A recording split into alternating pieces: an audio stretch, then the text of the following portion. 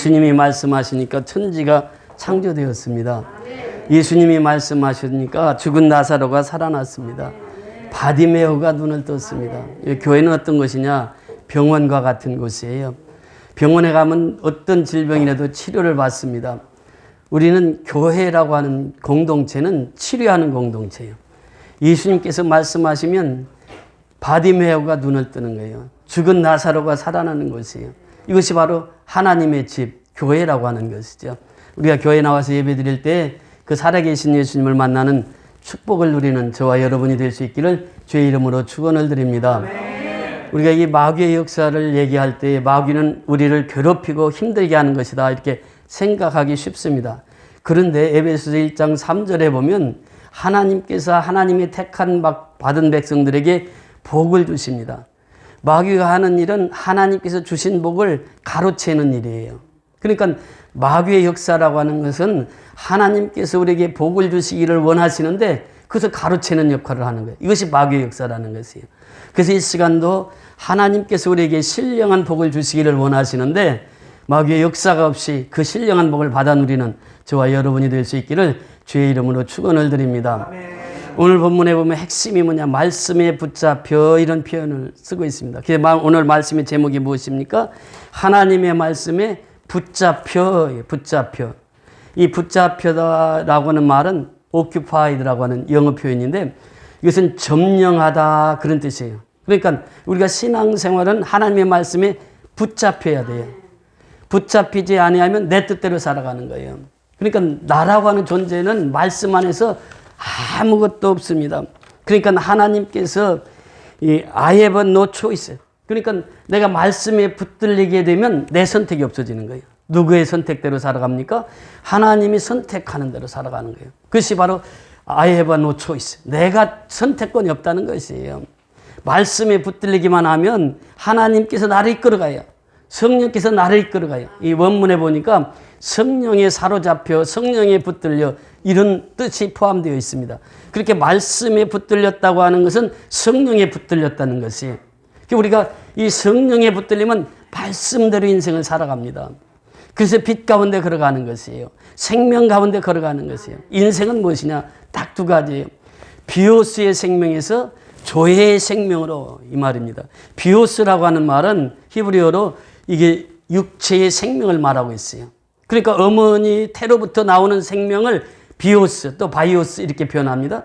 그러니까 그 생명에서 조회라고 하는 말은 헬라어의 조회라고 하는 말은 생명이라는 말이에요.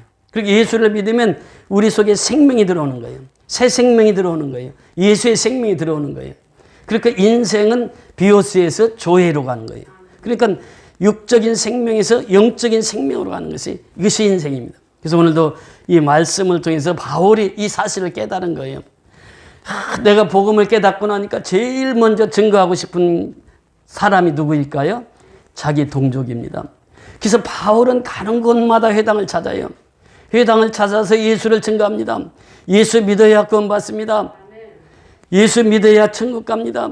예수 믿어야 소망이 있습니다.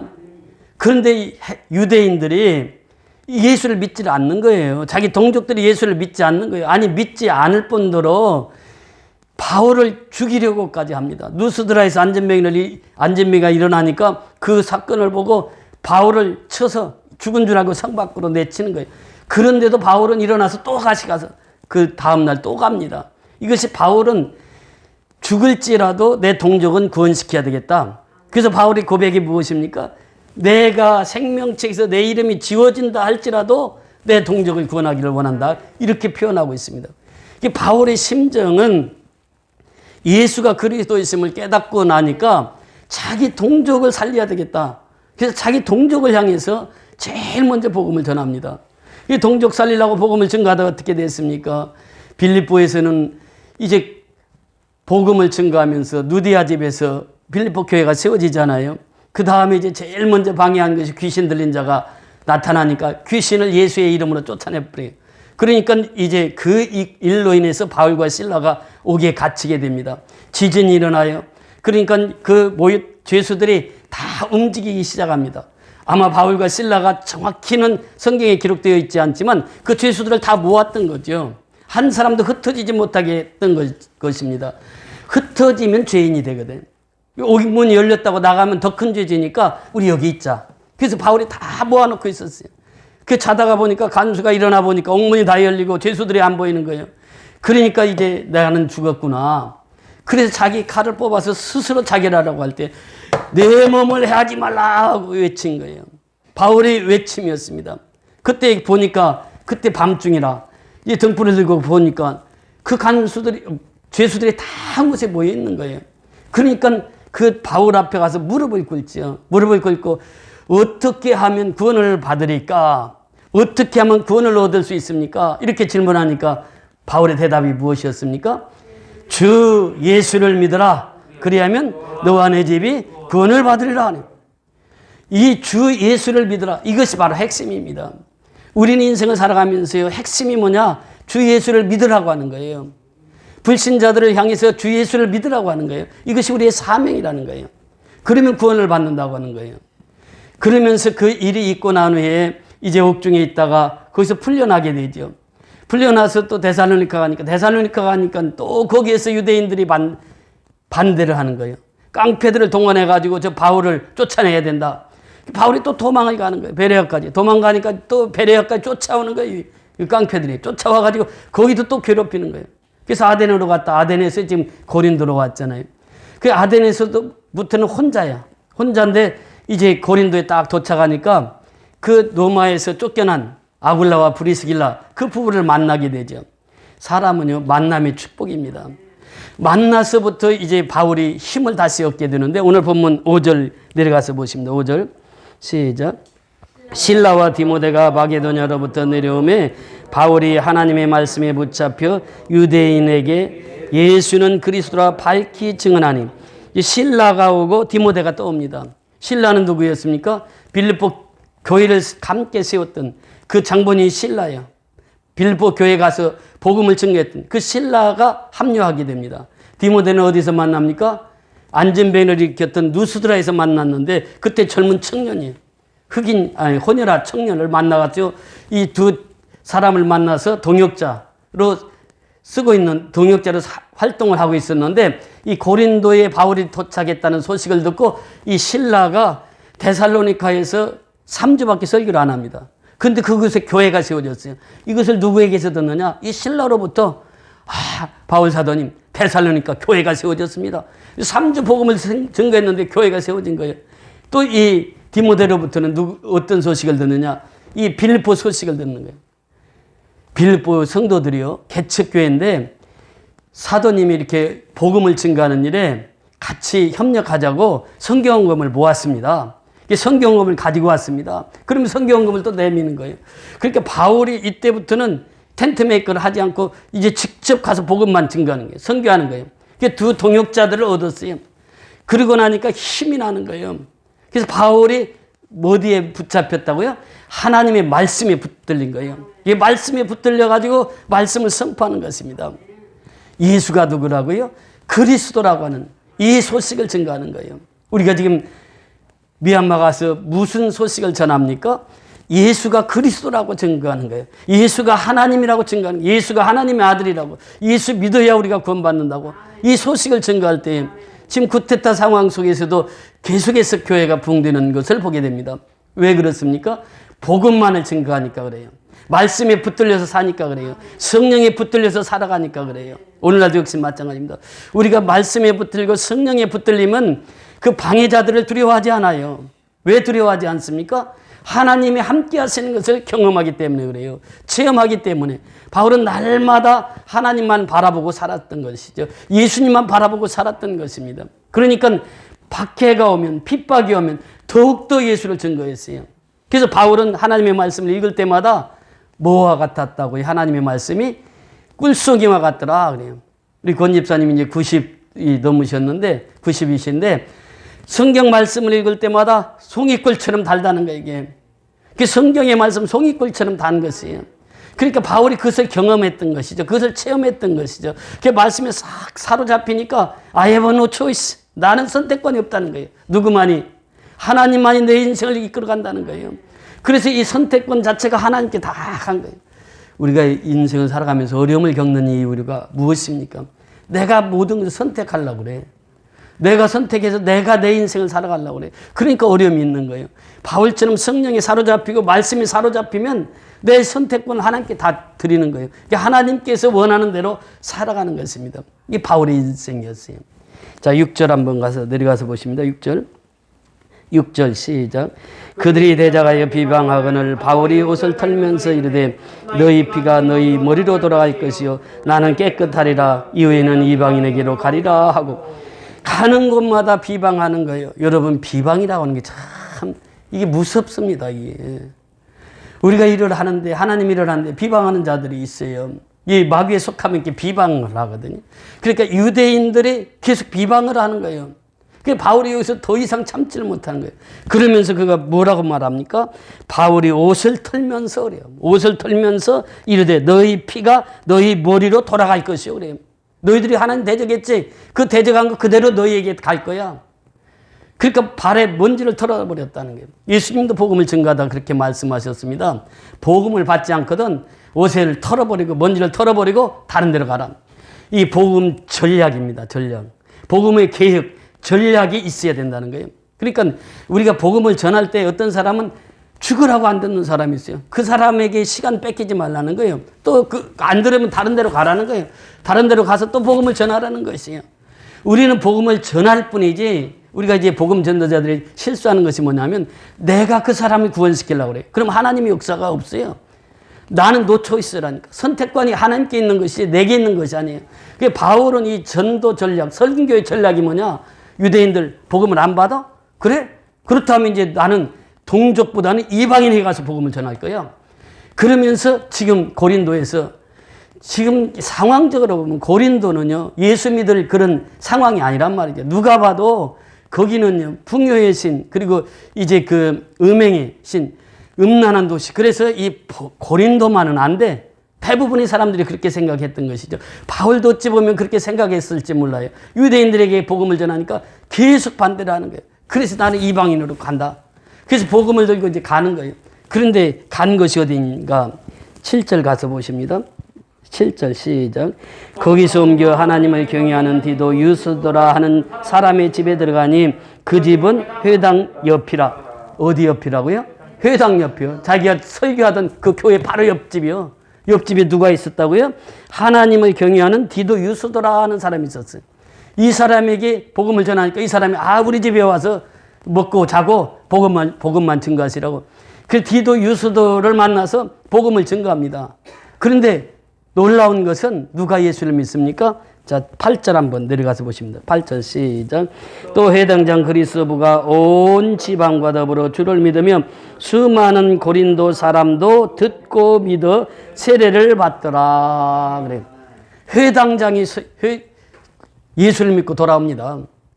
그 회당장을 떠나서 이제 그 이방인에게 가서 유스도 집에 가서 복음을 증거하고 있는데 회당장이 믿어. 회당장이.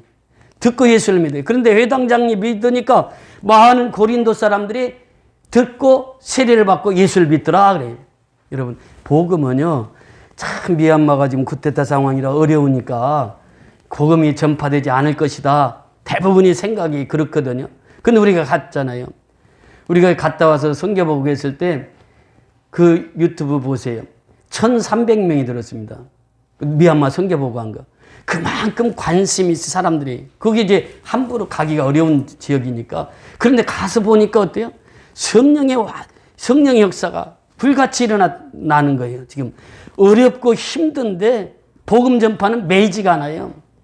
바울을 그래서 빌립보서 1장 12절에 보니까 내가 갇힌 것은 복음의 진보를 위한 것이다 그래요. 몸은 비록 갇혀 있어요. 몸은 지금 감옥에 있어요. 그런데 바울이 여기서 복음이 그친 줄 알았더니 복음은 계속해서 전파되는 거예요. 옥에 가니까 죄수들이 있잖아요. 죄수들에게 복음을 전해요. 또 간수를 만나잖아요. 간수에게 또 복음을 전해요. 또 바울의 면회 오는 사람들이 있어요. 면회 오는 사람들에게 또 복음을 전해요. 그러니까 이 매임은 육신의 매임은 될 수 있어도 복음에는 매임이 없다는 것이에요. 그래서 홍 집사님 복음은 뭐와 똑같다고 그랬죠? 자전거 타기와 똑같다니. 자전거 타기. 자전거는 뒷바퀴가 없어요. 자전거는 이 페달을 밟지 않으면 넘어져. 페달을 밟아야만 앞으로 가거든. 복음은 진보만 있지 멈춤도 없고 뒤로 돌아서지도 않는 것이 복음입니다. 그래서 바울이 그것을 깨달은 것이지. 이 고린도가 정말 나는 복음이 전도 안 될 줄 알았는데 보니까 회당장이 믿고 돌아오지요. 그리고 이제 수많은 고린도 백성들이 믿고 주께 돌아오더라 이렇게 말씀하시고 있습니다. 자, 9절 10절 다 같이 보십니다. 9절 10절 시작. 밤에 주께서 환상 가운데 바울에게 말씀하시되 두려워하지 말며 침묵하지 말고 말하라. 내가 너와 함께 있음에 어떤 사람도 너를 대적하여 해롭게 할 자가 없을 것이니 이는 이성 중에 내 백성이 많음이라 하시더라. 아멘. 밤에 주께서 환상 가운데 그래요. 밤에 주께서 환상 중에 이렇게 표현합니다. 환상이라고 하는 것은요, 비전입니다. 꿈입니다.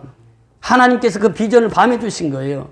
밤에는 어둠의 역사가 장악하는 시대가 밤입니다. 그런데 하나님의 백성들은 밤에 하나님 계시를 주세요. 밤에 꿈을 주세요. 밤에 비전을 주신다는 거예요. 바울이 27장에 가서 보면은 이제 그 죄수가 돼가지고 로마로 호송됩니다. 그때 바울이 그렇게 얘기합니다. 지금 겨울이니까 이제 좀 여기서 있다가 항해합시다. 그러니까 선주와 선장, 이 사람들이 얘기하는 거예요. 천부장, 이 사람들이 내가 무엇을 안다고? 우리는 백기를 너무 잘 알아. 지금 승선을 가득 채웠는데 지금 276명이 타고 있는데 내가 뭘 안다고? 그러면서 백부장하고 거기 선장, 선주가 강행을 합니다. 근데 처음에는 순풍이 불었어요. 그러니까 바울을 조롱하죠. 봐라. 지금 순풍이 부는데 너가 어떻게 한다고? 겨울이라 여기를 피해서 가자고? 봐라, 이 날씨가 좋은데. 근데 얼마 가지 못해서 유라굴러라고 하는 풍랑을 만나게 됩니다. 14일 동안 햇볕을 보지 못합니다. 어둠이 칠흑 같은 어둠 속에서 14일을 견디는데 처음에는 이제 무거우니까 자기 짐들 버리고 그 다음에 나중에 모든 것을 배에서 다 버리는 거예요. 그리고 이제 14일이 지나니까요. 이제 죽을 맛이라. 소망이 다 끊어졌어. 근데 바울이 그때 하나님 앞에 가서 기도합니다. 기도하니까 사도행전 17장 22절부터 24절 집에 가서 꼭 찾아보세요. 한번 같이 찾아 읽겠습니다. 사도행전 27장 22절부터 24절까지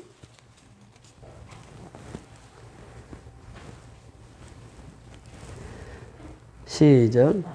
내가 너희를 권하노니 이제는 안심하라. 너희 중 아무도 생명에는 아무런 손상이 없겠고 오직 배뿐이니라. 내가 속한 바 곧 내가 섬기는 하나님의 사자가 어젯밤에 내 곁에 서서 마르되 바울아 두려워하지 말라. 내가 이 가이사 앞에 서야 하겠고 또 하나님께서 너와 함께 항해하는 자를 다 내게 주셨다 하였으니. 자, 여기서 보세요. 내가 너희를 권하는 이제는 안심하라 그래요. 바울이 전날 하나님 앞에 철야 기도했거든요. 철야 기도하면서 응답을 받은 거예요. 환상 중에 응답을 받은 거예요. 무슨 응답을 받았습니까? 내가 가이사 앞에 서야 되겠고, 가이사가 누구입니까? 로마의 황제예요. 내가 로마의 황제 앞에 서야 된다. 그래 내가 죽으면 황제 앞에 설 수가 없는 것이에요. 그러면서 또 얘기합니다. 아무도 생명에는 손상이 없겠고 누구도 죽지 않는다는 거예요. 지금 276명이 배에 탔는데 우리 아무도 안 죽는다는 거예요. 그러면서 뭐라고 표현합니까? 오직 배뿐이니라. 배는 상한다고 하는 거예요. 배는 부서질 수 있다는 거예요. 그러나 생명에는 지장이 없다는 거예요. 그러면서 내게 속한 바 곧 내가 섬기는 하나님의 사자가 어젯밤에 내 곁에 서서 말하되 바울아 두려워하지 말라. 두려워하지 말라. 이 환상 중에 주시는 말씀은 두려워하지 말라고 하는 것이에요. 우리 인생은 다 두려움 속에 살아가는 겁니다. 특별히 죽음 앞에서 두려워하는 거예요. 그런데 하나님은 두려워하지 말라는 거예요. 여러분 여호수아가 이제 그 대권을 쥐고 이제 적과 그리는 가나안 땅에 들어갈 때 제일 먼저 마음속에 무엇이 왔습니까? 두려움입니다. 두려움. 그러니까 하나님 사자가 나타나서 강하고 담대하라. 두려워하지 말라. 모세와 함께 했던 것 같이 내가 너와 함께 할게. 이것이 하나님께서 주신 말씀이에요. 오늘날도 역시 마찬가지입니다. 밤에 하나님께서 환상 중에 말씀하시는 거예요. 두려워하지 말라는 거예요. 내 생명에는 지장이 없다는 거예요. 너는 가이사 앞에 서야 된다는 거예요. 가이사 앞에 서게 되잖아요. 그러니까 하나님의 계시는 밤중에 이렇게 환상을 통해서 보여주십니다. 여러분, 한 번은 엘리사가 도단성에 있을 때 일이었습니다. 사네립 왕이 그 스파이를 보내면 스파이들이 다 죽어버리는 거예요. 그러니까 회의를 합니다. 우리 중에 누가 간첩이 있구나. 어? 내가 계획하는 것을 상대방이 다 알려주는 간첩이 있구나. 오늘 그 사람 좀 잡아야 되겠다. 그때 무슨 얘기를 합니까? 저 도단에 있는 엘리사는요, 왕이 침실에서 얘기하는 것까지 다 듣습니다. 그놈이 거기 있다고? 그래서 이 왕이 화가 나가지고 군사를 풀어가지고 그 도단성을 다 해웠습니다. 겹겹으로 해웠었어요. 그런데 엘리사 곁에 누가 있었습니까? 게하시라는 종이 있었어요. 종이 밤에 나와서 보니까 도단성이 그냥 다 쌓여 있는 거예요. 적군으로 가득 쌓여 있는 거예요. 그러니까 그 황급히 들어와서 주인 엘리사를 깨우면서 얘기합니다. 우리는 죽을 수밖에 없습니다. 도간에 든 주입니다. 지금 적군들이요, 겹겹으로 다 사망천지 쌓여 있습니다. 그러니까 하나님께 엘리사가 기도합니다. 저 종의 눈을 열어주소서. 예. 눈을 열어주소서. 눈을 여니까 불만과 불병거가 가득 차 있는 모습을 보게 됩니다. 여러분, 영의 눈은 언제 열립니까? 정말 하나님 앞에 간절히 기도하고 하나님과 동행할 때에 영의 눈이 열리는 거예요.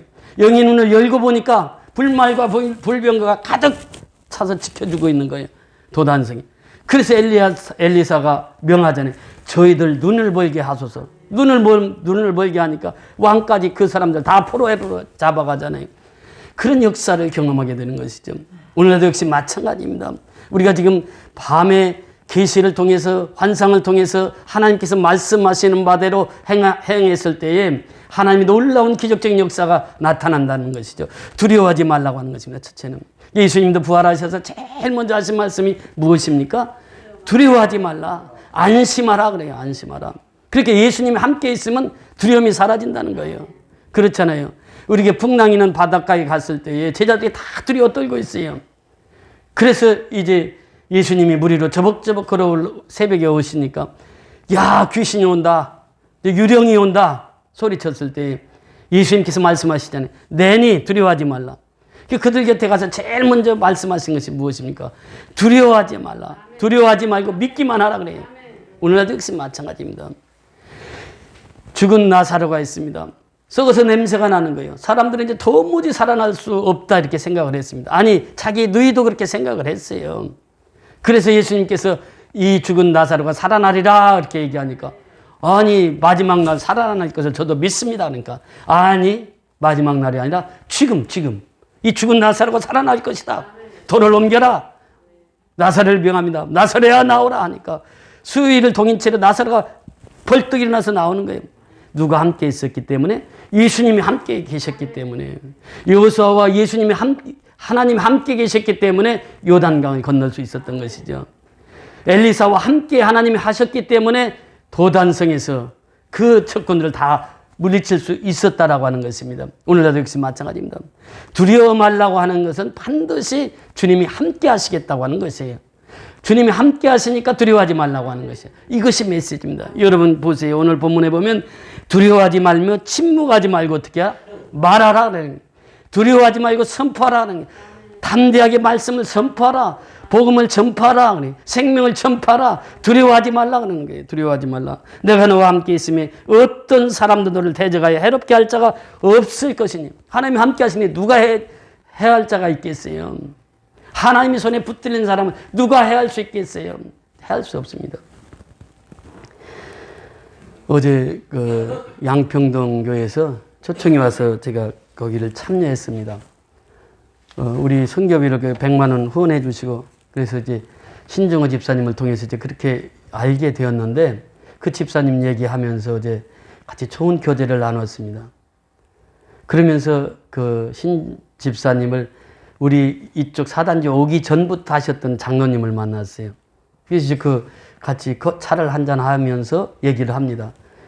저를 이제 초대해 주신 분은 그때 100만 원 직접 헌금 보내주셨던 그 장로님이시고 그 장로님이 초청을 해서 그 장로님은 처음 얼굴을 대면했어요. 그래서 얘기하다 보니까 저하고 동갑이고 그래서 너무 반갑게 식사 같이 하고 이제 제가 나오는데 그 80이 되신 원로 장로님이 목사님 잠깐 왔다 가신다고 자기가 아메리카노 커피를 2잔을 뽑아가지고 이렇게 오는 거예요. 나는 이제 소변 화장실 갔다가 딱 나오는데 그 장로님이 커피 2잔을 가지고 막 오시는 거예요. 그럼 저를 찾는 거예요. 그래서 장로님 그랬더니 어휴 안 가셨군요.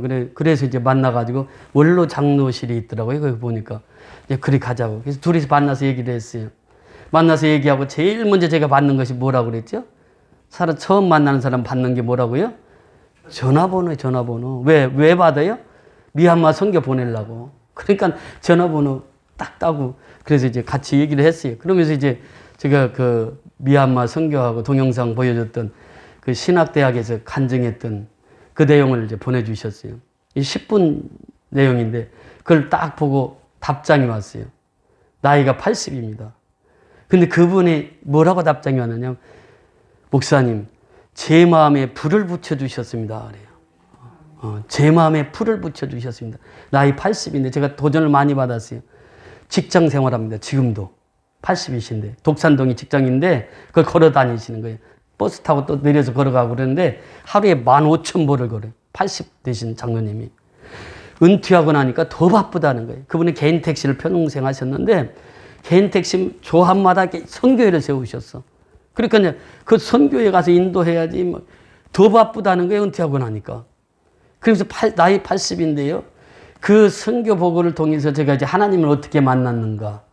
그 군대에서 있었던 이야기, 또 장기 금식하면서 하나님을 만났던 얘기를 했는데 그분이 그 말씀을 듣고 자기도 1980년도에 하늘산 기도원에 갔다가 내려오는데 불 한 포기를 보는데 불 한 포기가 그렇게 새롭고 저도 목사님 경험했던 거 경험했노라고 그러면서 너무 감사하는 거예요. 그러면서 그분이 내 가슴에 불을 붙여주었습니다. 그래. 그러면서 그분 하시는 말씀, 내가 은퇴해서 돈은 없지만은 기도하겠습니다. 그러면서 내년에는 저 미얀마 좀 데리고 가주세요. 그래요.